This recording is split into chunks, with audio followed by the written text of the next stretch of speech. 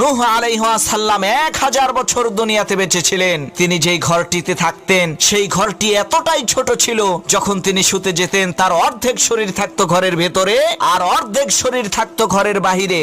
যখন মালাকুল মাউত ফেরেশতা হযরত নূহ আলাইহিস সালামের রূহ কবজ করতে আসলেন, তখন তিনি জিজ্ঞেস করলেন, হে আল্লাহর নবী নূহ, আপনি আপনার সারাটা জীবন এই জীর্ণ শীর্ণ ভাঙাচোরা ঝুপড়ি ঘরেই কাটিয়ে দিলেন।